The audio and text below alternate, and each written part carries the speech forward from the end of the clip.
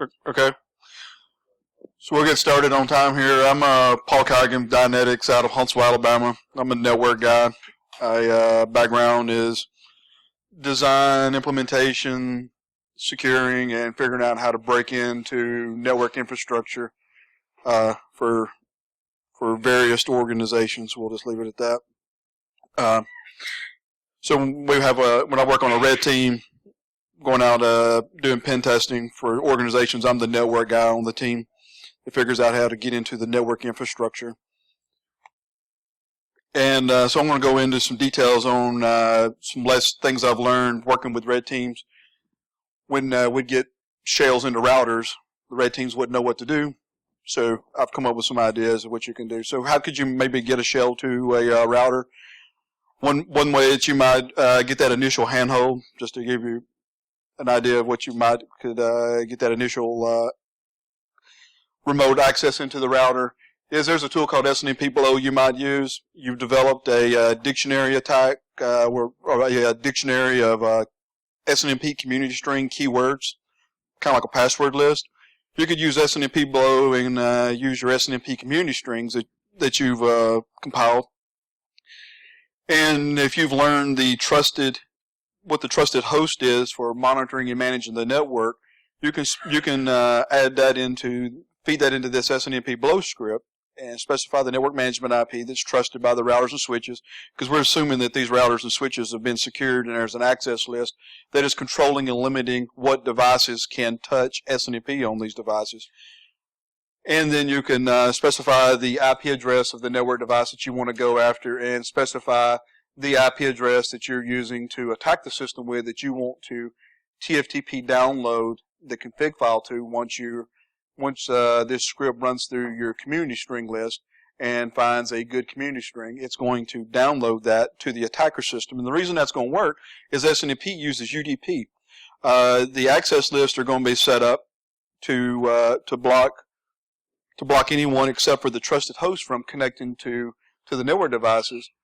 And so you're going to have a very, very hard time, if you could even pull it off, getting a TCP connection going, because of the three-way handshake is going to be blocked. But with UDP, it's fire and forget. With UDP, you can just spike packets down the wire. And so that's what this script will do, is just fire UDP packets, testing for SNMP community strings, and when you find a good community string, it will go and trigger the router or switch to download your targeted router config or switch config. Then you can go and learn the configuration and learn lots of things about how the network is configured, routing protocols, etc. And then based on the information you have, then you could go and push up a new config because you've guessed the correct SNMP community string, and it's just a UDP. You can spike up a new config using a new SNMP command and take over the network and spread influence. And so what I'm going to show you now, we're going to get into a number of scenarios. So we've gained access to a router, maybe using something like this. Maybe you've one of the web guys on the team is got you into a directory, and you say you're in the TFTP directory by way of some kind of web hack. Maybe you popped JBoss and got a shell, and you're in the TFTP directory where configs are archived, and you may come in through that way and get access to the network infrastructure. So what can you do to elevate privilege and do some cool tricks with the routers? Well, I started thinking about this. I was in a very large red team engagement with a lot of world-class hackers, and they're popping shells everywhere and got hold of the network infrastructure and didn't really know a whole lot about what to do with it. And so it made me come up with some ideas here. So here's some things you could do. If you get access to a router, and I'm a Cisco guy, and what this is going to get into is what I know about Cisco routers.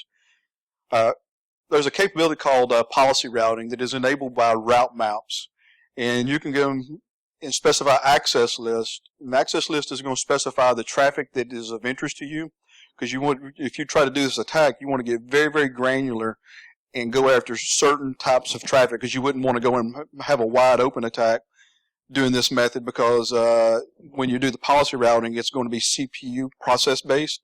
It's not going to be switched in ASICs. So you don't want the network to take a performance hit and possibly be discovered. So you got access to the router, you turn on route maps, enable it on key interfaces. And what you could do is when you do the policy routing and set up the route maps, it's going to enable you to override the IP routing table on the router. The routing table may tell traffic to go northbound, but you know that you're on this layer 3 switch. It's got all these VLANs, and you want to do a man-in-the-middle attack, but you can't do the man-in-the-middle attack because the traffic that you want to catch is going inter VLAN, and it's not just inside of a VLAN where, if it was intra VLAN inside of, say, VLAN 4 here, you might be able to go and do your ARP-poised man-in-the-middle attack, but using route maps and reconfiguring the router with route maps on whatever VLANs you want to attack, you can set up a layer 3 man-in-the-middle attack inter VLAN so that you can capture traffic, override the routing table, direct traffic to the host where you're monitoring, where you want to capture passwords and other interesting information. And after you've captured that passwords, then you can forward the traffic back to the routing table, and the traffic flows on like it normally would. Another scenario that you might use is if there's traffic that you want to exfil and you don't want to go out to, say, the perimeter edge network, because they maybe have visualization instrumentation on the network that is looking for traffic to leave through the perimeter, because that's where everybody puts all their capabilities at the perimeter. Well, what if you got some kind of mobile 3G, 4G router backdoor into the network? If you got access to that router, you could override the routing table for the traffic that you want to exfil and force it out that back door, and the routing table will forward all the other traffic just as normal. They'll be collecting their logs up at the perimeter, and they'll never see your traffic that's going out a back door because you're overriding the routing table. Another scenario, this is going to be a very more sophisticated actor. This would probably be a nation state that would probably do this to you. You'd have to be an important organization. This would be somebody who, up at the top perimeter where you're multi-home to the internet, you got multiple BGP connections, and someone who is targeting you has access to a data center. They know your BGP, they know your routes, they know how you do B2B, etc. And maybe they have better access into a certain data center, a certain telco upstream service provider, and they would want to go override your internet routing and force certain traffic of interest out another specific northbound connection where they can do more things to your traffic that you may not be aware of. Depending on the organization, this is something I might do to them during a red team, depending on the rules of engagement and how they're architected. But this is something that's overlooked in a lot of red team engagements is overriding the routing table to do what you want to do. Now, this is some old school stuff. If you've been around the pen test world for a long time, you know about, especially if you're a network engineer, you know about doing GRE tunneling. We used to do GRE tunneling back in the day when I got into networking to backhaul legacy protocols like IPX, DECnet, LAT, AppleTalk. We'd backhaul that, tunnel across an IP network. Today, you might tunnel IP over IP and encrypt your GRE tunnel. And it's published here at this reference. There's a really good paper on this method for combining a route map that I just described to you. Combining this GRE tunnel, so if you pop the router, you get access to a target's router, you can go and use the route map, build the GRE tunnel, and redirect traffic over that tunnel so that you can sniff the traffic. And this is pretty well documented. But another technique that is available to you today, similarly, is ER span. In ER span, if you're familiar with switching and doing port mirroring, you know about doing port mirroring on a local switch or doing R span, switch to switch. Well, there's another capability.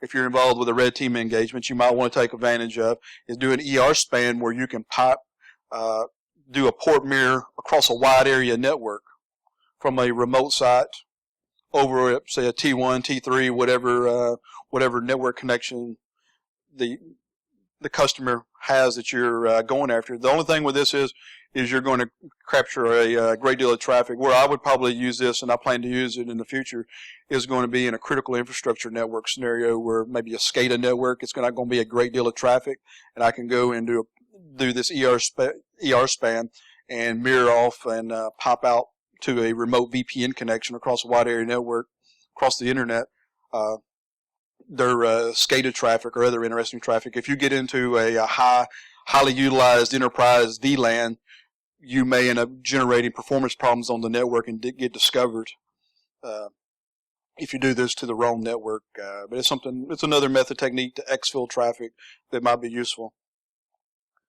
Now, back when I got into routing real heavy back in the late 90s, I got involved with a project building a large wide area network across the country from Alaska to Miami to run SNA back to a headquarters site, actually 2 headquarters sites for green screen terminals. And what we would do is we had to backhaul SNA SDLC protocol over IP back to an AS400. And I discovered this protocol called DLSW that allows you to tunnel. According to the RFCs, it is designed to tunnel NetBIOS and SNA.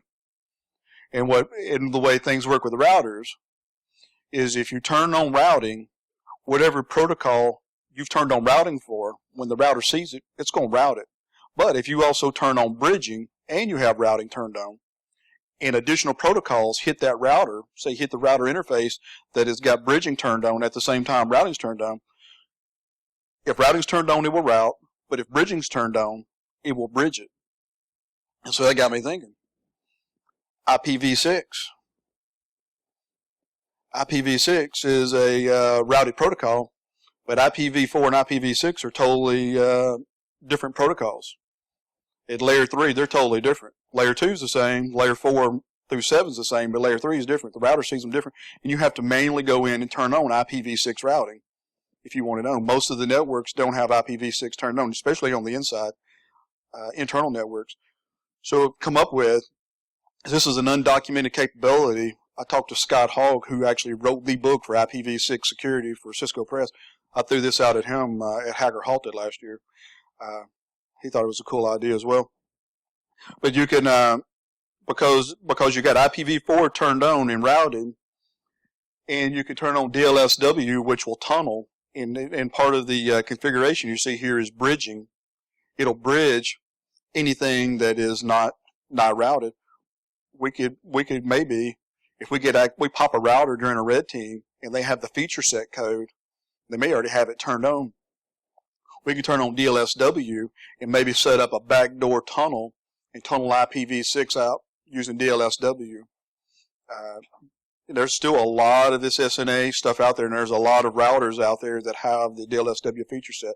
Now, this is not something that is supported, but it's a capability. It's the whole thing about hacking is making things do what they were not expected to do. So this is a method and technique you might want to do in a pen test with it. If you get a hold of a router, like I said, to exfil IPv6, use IPv6 for pivoting and tunnel back over the network.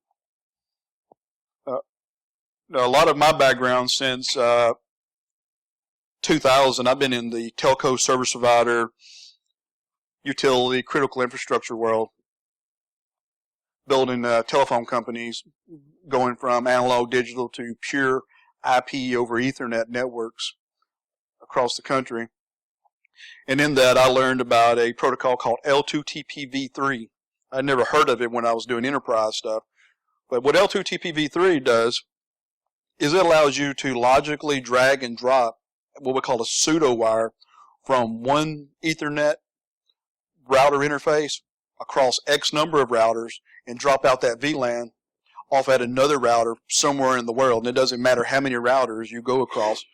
You can basically drag a VLAN. Think of it as dragging a layer 2 tunnel across the routed network.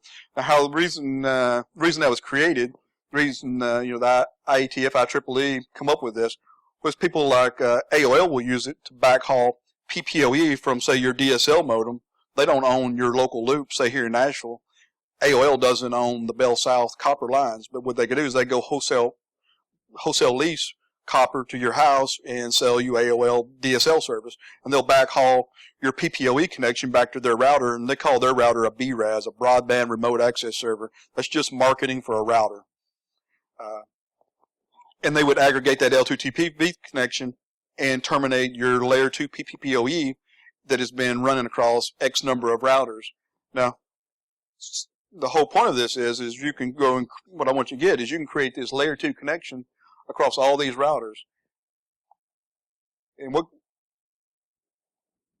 the beauty about layer 2 is very few organizations, at least when I'm involved, the red team engagement or doing a network architecture audit, very few people pay any attention to layer 2 security.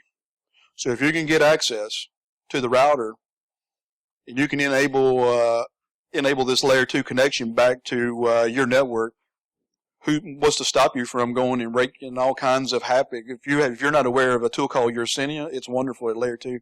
You can really do some damage. Yeah. Totally different. Totally different. OTV is more of a data center. The L2 TPv3 is a totally different protocol.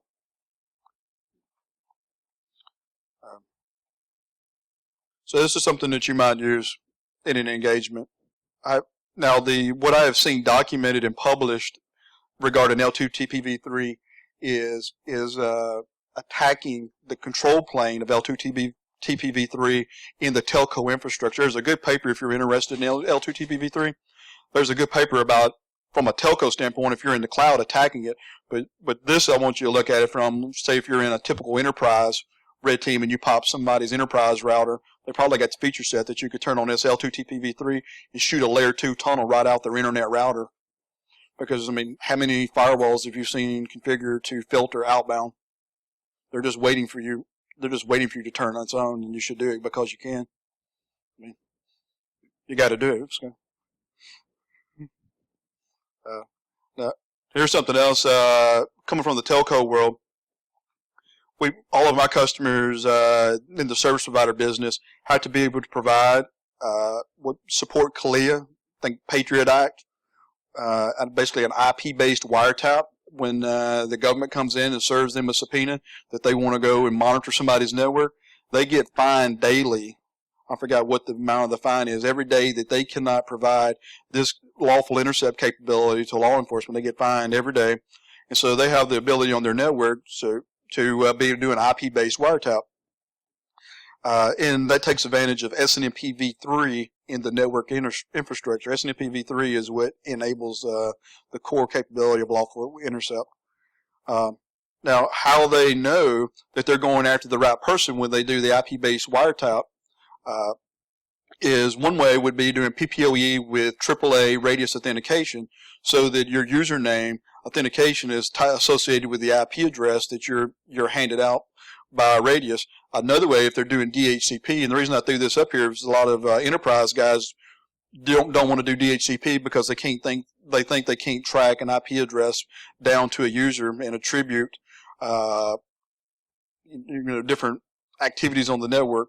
But what you can do, and what we do on the telco world, you can do this in the enterprise, is you can turn on DHCP snooping, and if your DHCP server supports option 82, what happens is when you do DHCP snooping out at your edge device, your access layer, when that network device sees that DHCP request, it injects into the header the name of the chassis and the physical port interface number as it heads northbound. And if your DHCP server supports option 82, it will log that. So if you start having an IP address that's acting interesting on your network and you're a DHCP network, you can nail down and attribute it. At this time, this user, somebody was sitting in this cube or coming in from this wireless access device because you've got the DHCP logs to prove it so that you can go in and do root cause forensics, incident handling. So wanted to throw that out there. All the telco gear supports this because you don't want to go do a wiretap and kick in the wrong door, though that happens. But that got me thinking.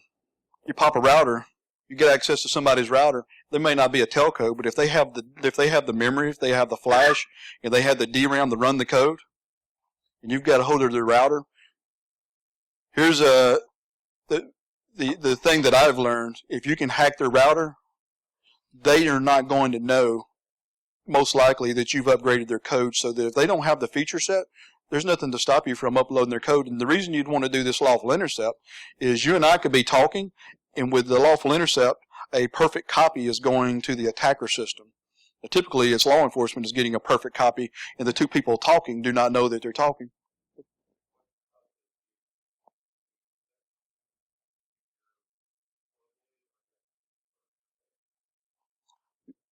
You have to do it on your interfaces.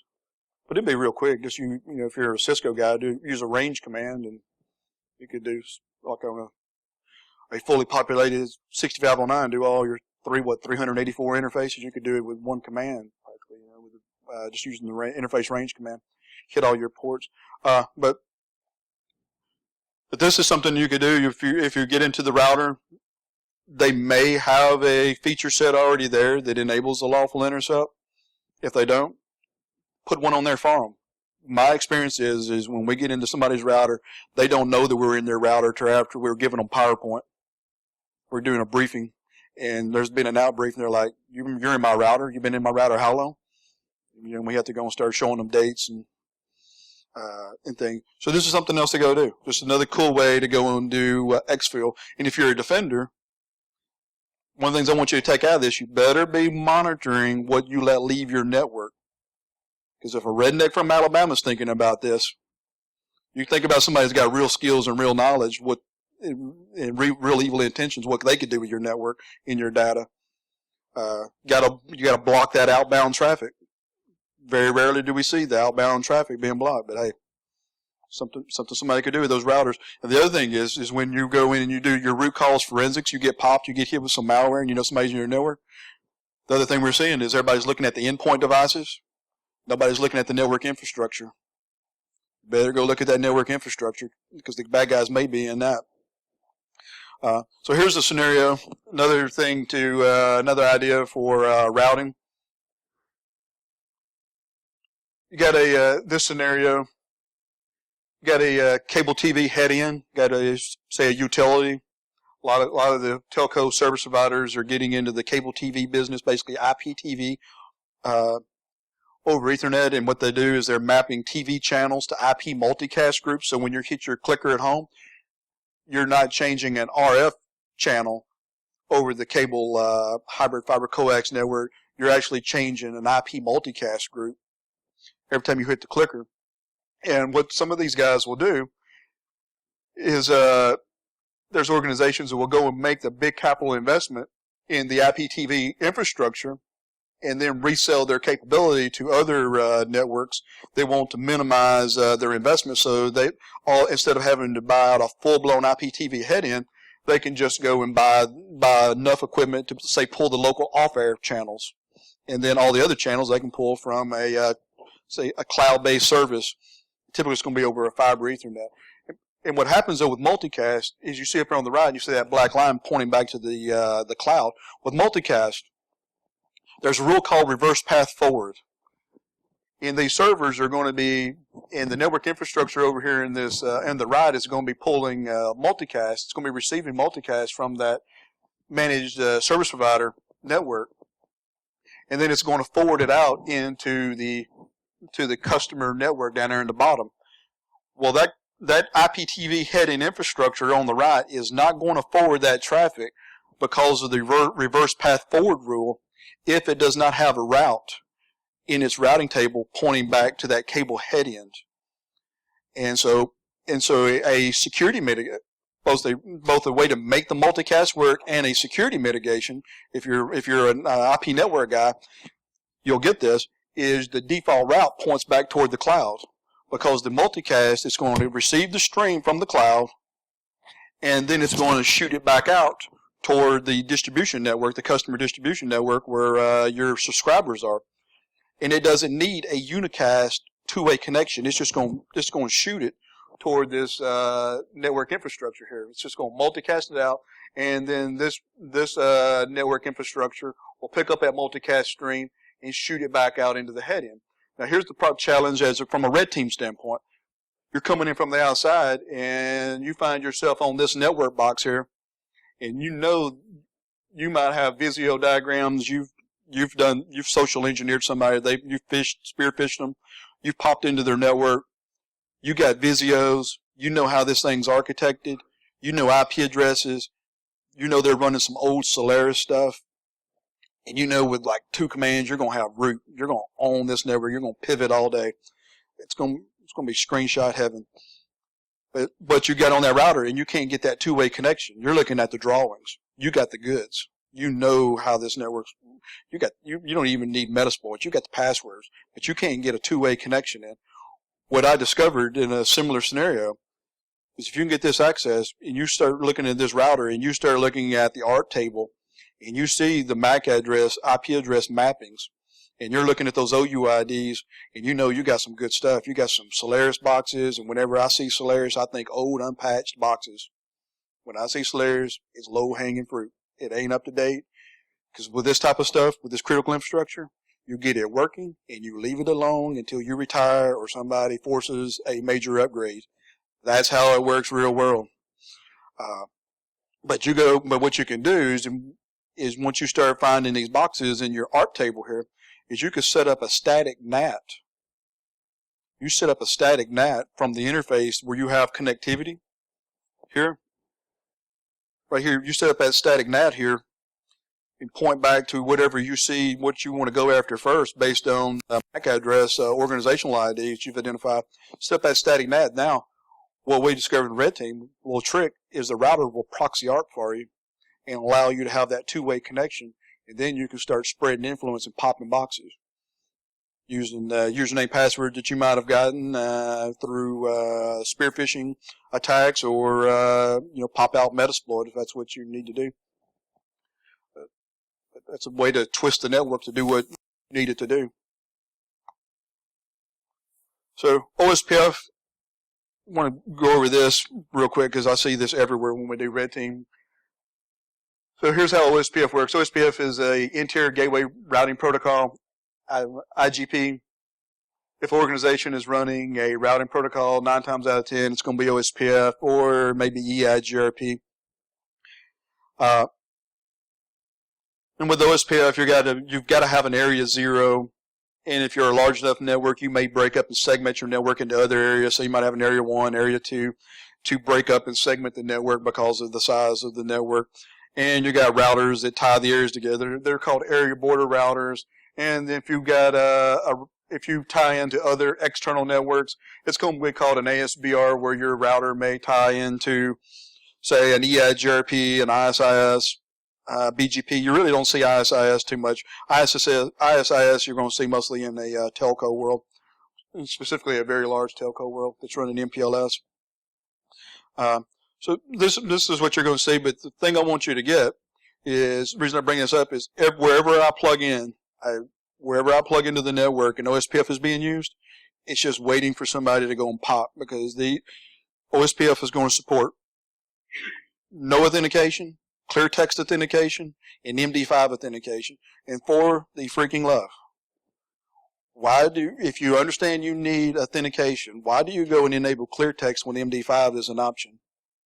I mean, if you have enough sense to turn on authentication, if you have that much understanding, but nobody does. They'll turn on authentication, but it's clear text.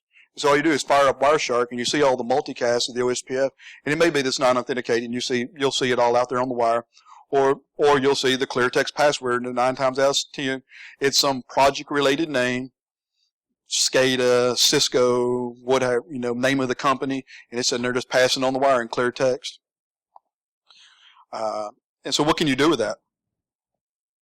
Well, depending on your rules of engagement, you're doing a Red Team, you guys are all ethical guys and ladies. When y'all are out doing a pen test, you want to make sure your rules of engagement are going to let you go do this.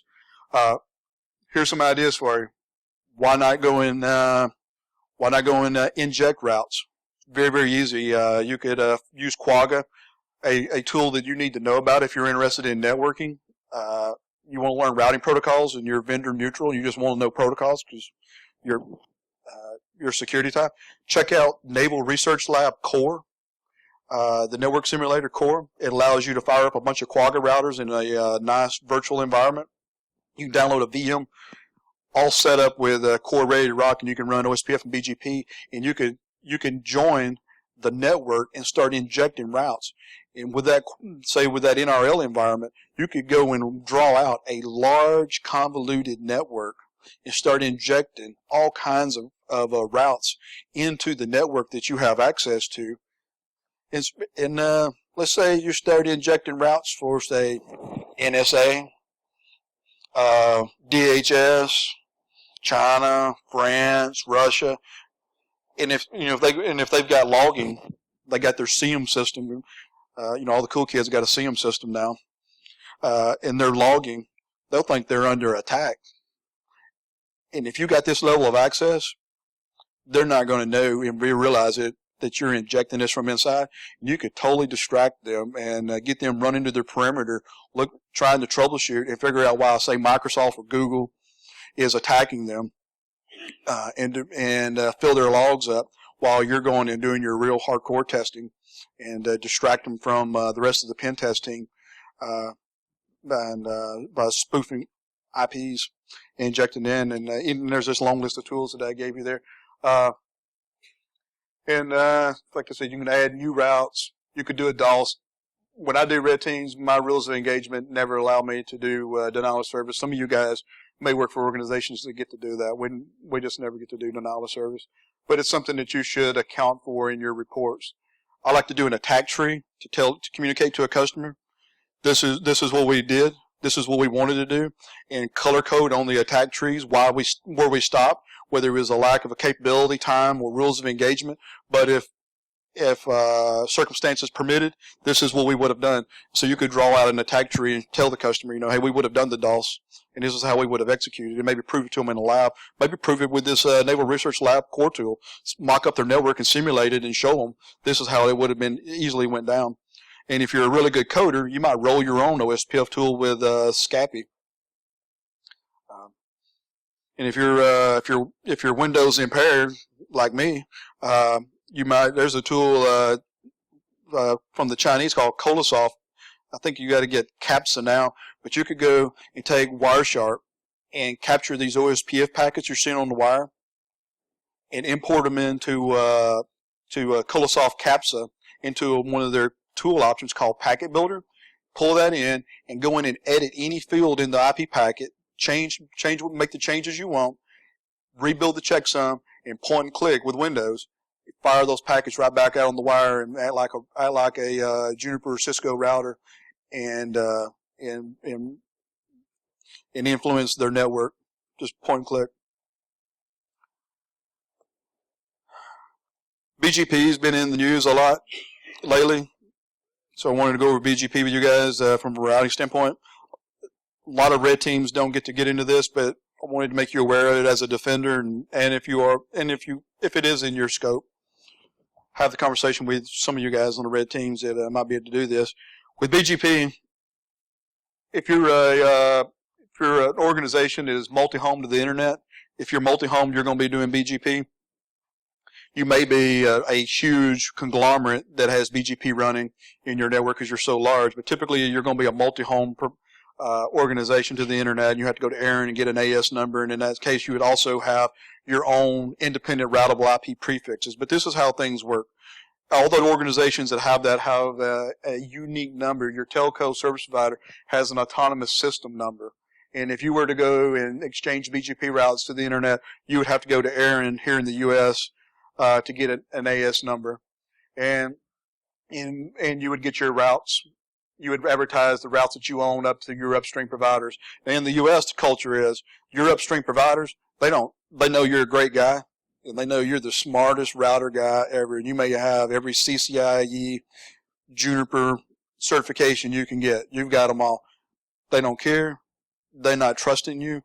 They're filtering everything you send north. They go check ARIN, and they verify that you own the IP blocks that you say you own, and they filter your outbound connection to keep you from introducing loops or hijacking routes. In the U.S., we have a very strong culture in the service provider networks to protect our network infrastructure. These guys are very, very, very strict. You get outside the U.S., it's the Wild Wild West. But one of the things I wanted to call your attention is you get into some of these central offices. The cool term today is all the marketing is around data center. In the telco world, they call it a central office. In the cable world, they call it a head end. And now all the cool kids are calling it a data center. Well, what'll happen is wherever this might be going on, it may be that lots of the organizations that are participating in, say, in a region, are pulling their fiber into a local spot, and they'll do a layer 2 cross connect. It may be a big Cisco switch, it might be a big Brocade switch, Juniper, what have you, and basically make layer 2 VLAN connections and join together and exchange BGP routes.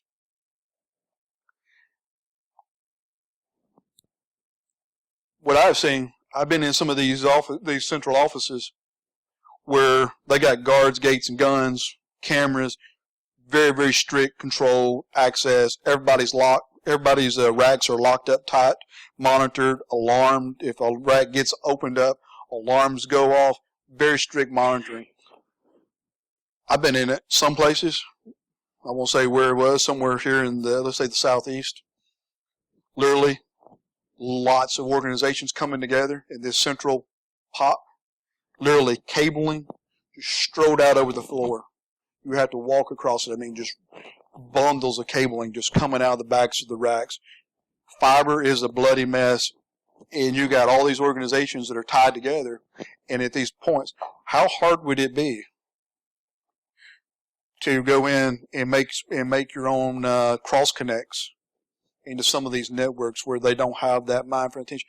You don't want to know who was in that CO because I wear many hats. Sometimes I'm a telco engineer building out one of these networks. Sometimes I'm a security guy, and I'm curious and I'm learning, and I want to go do another presentation. So I take mental notes and I look and see what's labeled. You don't want to know what all's in there, and it's all about that trust relationship. And they may have things locked down locally, but physical access rules. And what I want you to gather is physical access rules. And if they got that kind of sloppy attention where there's cabling and fiber going everywhere, and you don't get to see that as an enterprise customer, you got to be in the telco, working the old cloud, the original cloud, to see this and know their sins. That's not perfect and pristine everywhere. What could happen? Well, it's a layer 2 connection. If you can get access in there, physical, or if you could go and break into it logically, or both, you could go pull out the old school stuff, the old layer 2 attacks. You could inject routes. You could do the maybe pop the router and do the ER span that I showed you. Maybe go and enable the lawful intercept or some other kind of tunnels back to other organizations. All that layer 2 stuff may be available to you. You could maybe do that L2TPv3 and drag and drop a layer 2 connection across the whole internet to someplace interesting in Southeast Asia, maybe, depending on who you're working for. So this is happening a great deal. This BGP hijacking. Got an extra line here, but basically you got AS4 and AS6, two organizations that are sending traffic between each other. You have somebody out here somewhere in the world in this autonomous system 5. They just decide that they're going to target your traffic. They can start advertising your IP prefixes like they own it.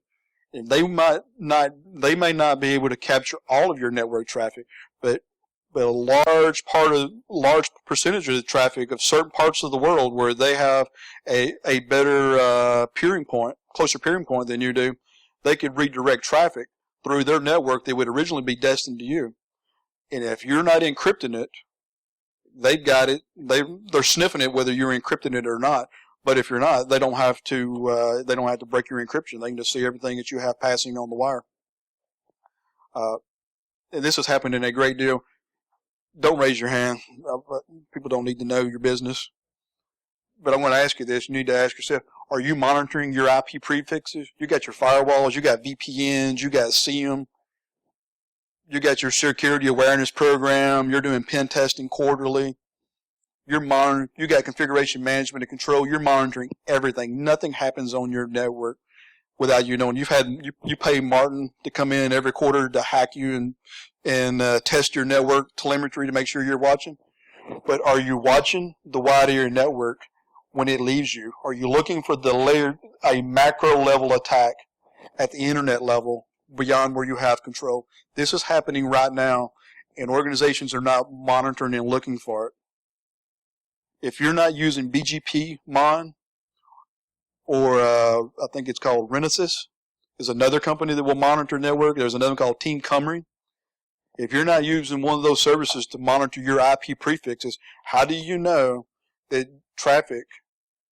your traffic on the global internet is not being hijacked? How do you know? If you're not looking, who's looking for you? And there's a lot of people that are not monitoring this today, and their traffic's being captured. And so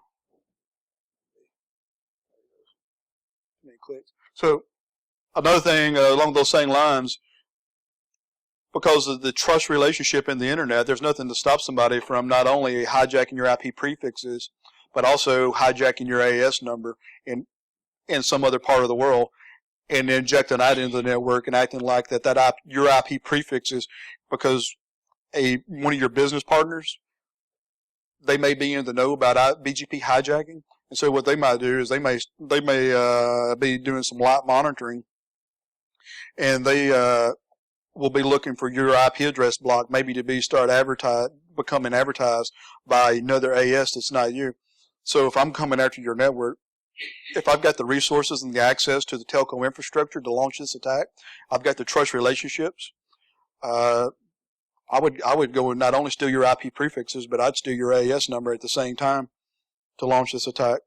Something that's got to be monitored and looked at. Now, another train of thought along this is I put this presentation together. I'm going to talk about this at Bsides Nashville next month. Here's how this infrastructure works. When a lot of the service providers are rolling out these routers, we call them BFRs, big freaking routers, because they're huge. They're big as that door. Running 10, 40, now they're talking 100 gig. When you put those routers in place, what you can do is you can run a protocol called MPLS, and you can carve up that router into logical routers, so that all your customers have their own routing table. And it's one router, logically carved up, and it's all like ships in the night. We're all riding the same physical pipe, but logically we're all carved up and separate, and we don't see each other. It's like a frame relay ATM network, but it's happening over IP.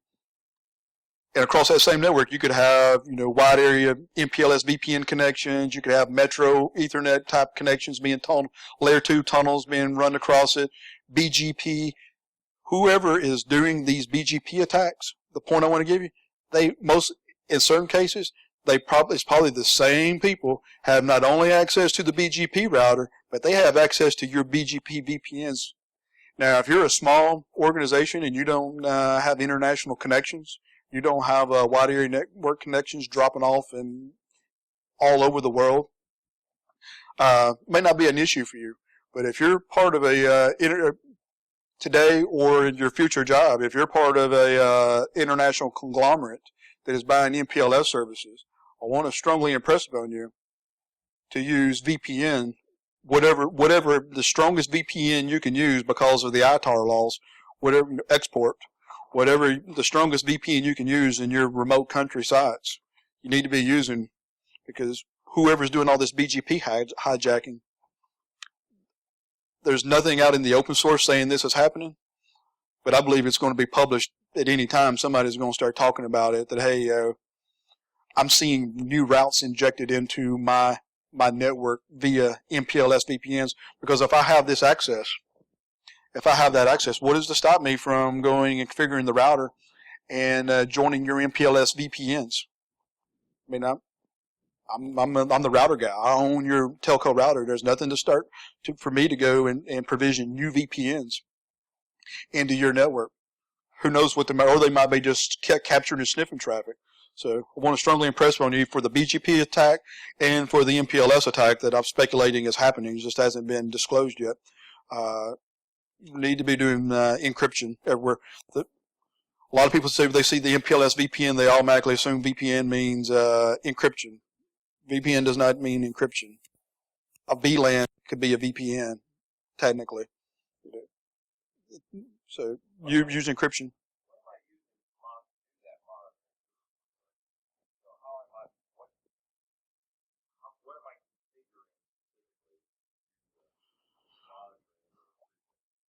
Well, you would there's an organization called Bgp Mon is one. You can there's a company called Renesas that would go out and proactively on your behalf as a service monitor your prefixes. There's BGP Looking Glass servers. Go and look up BGP Looking Glass out on the web, and you could go out to different routers around the world, log into those routers. They give you a read-only access, and you could go and baseline.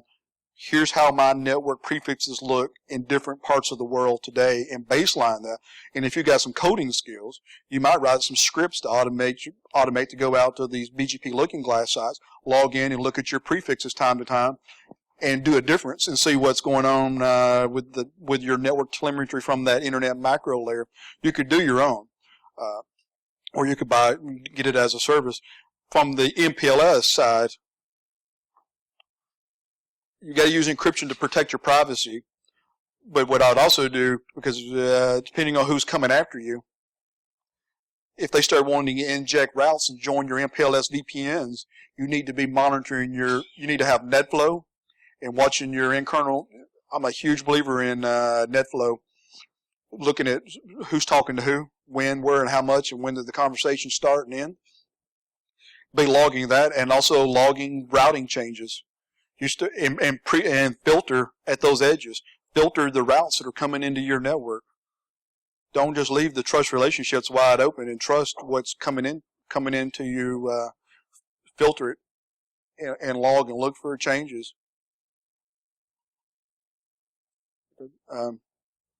Any more questions?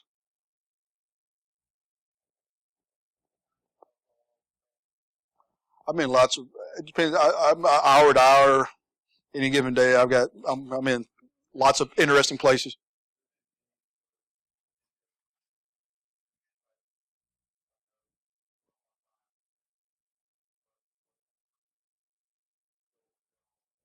Well, the telcos do anti-spoofing, but but when you start going and talking about going to other parts of the world with this BGP and the MPLS, I mean, you're going out and getting into the scenarios. You're getting it out into international networks. You're getting to the macro layer, and the organization is coming against you. They've got control. So you'd want to have anti-spoofing happening, and you'd want to have those filters set up, say inside it for your MPLS VPNs. But if somebody's wanting to capture your traffic out in the world, there's just a big trust relationship. That's the way BGP works. There's a guy named, if you want to know more about the BGP, there's a book called Internet Routing Architectures by a gentleman named Halaby. It's like the Bible on BGP. I mean, it's all BGP is all about trust relationships. Now there's some movements to secure it, but it's going to take years before anything is implemented to truly secure the trust relationship on the internet. Any more questions? If you want the slides, you can email me. I'll give you the slides. I'll send you the new slides I'm working on for Bsides Nashville that's going to go deeper into MPLS. If you're interested in that as well.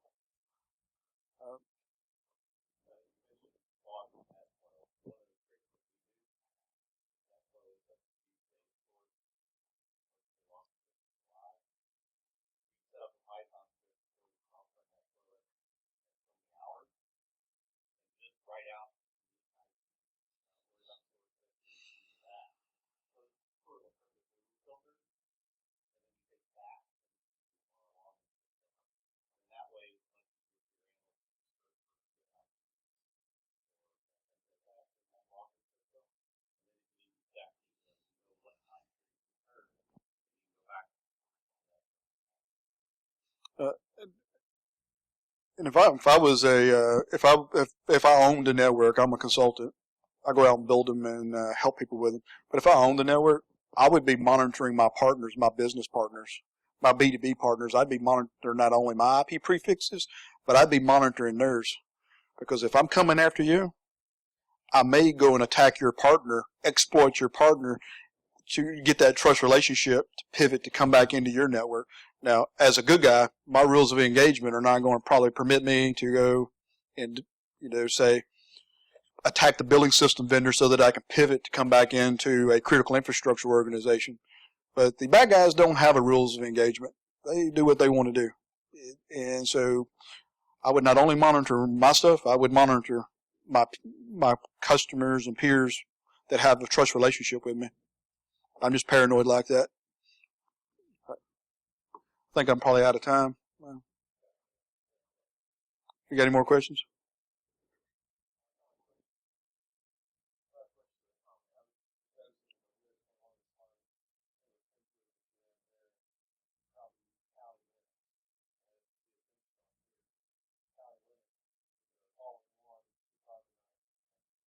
Mm-hmm. Yeah, yeah.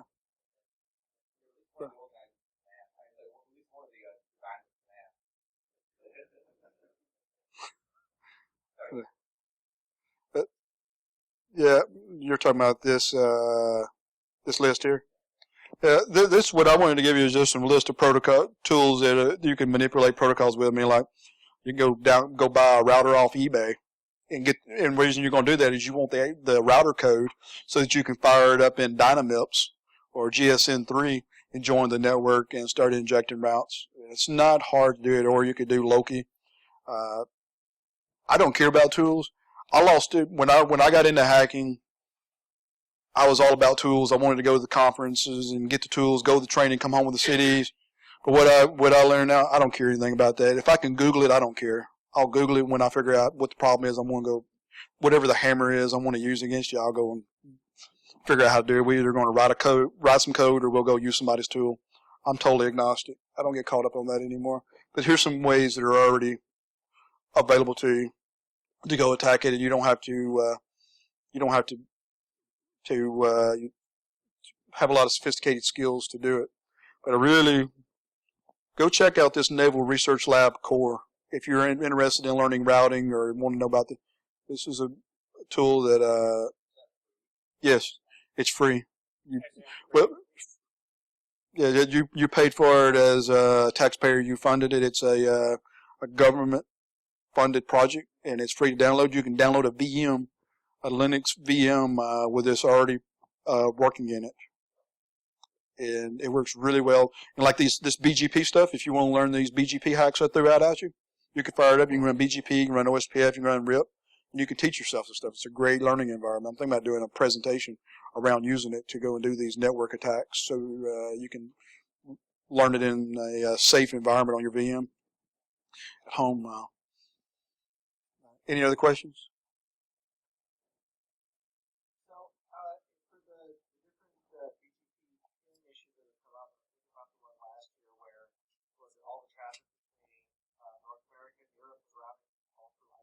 Yeah. How many of those do you think is just screw up by the telco? How many of those do you think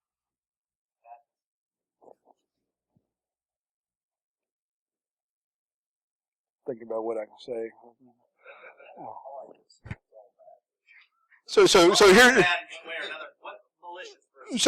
Here's my opinion. I've been working in the telco world since 99, 2000, and there's a culture. Router guys are like Unix guys.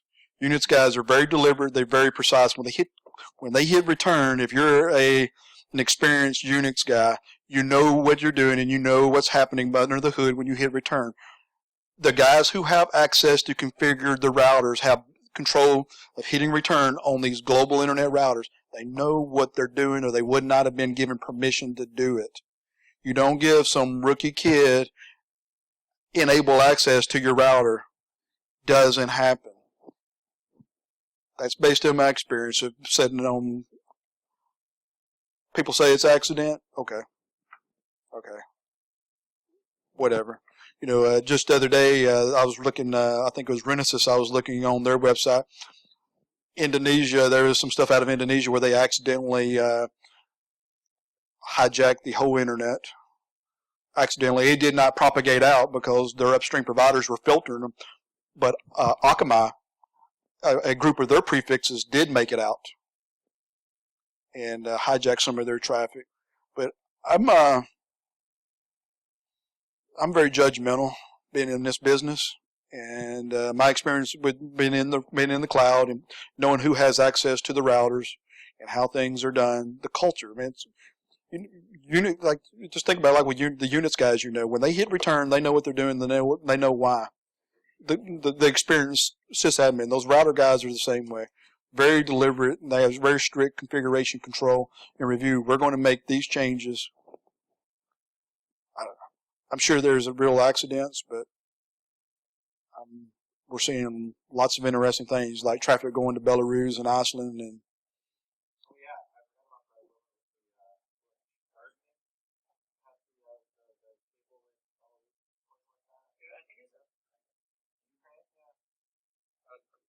so I don't trust anybody.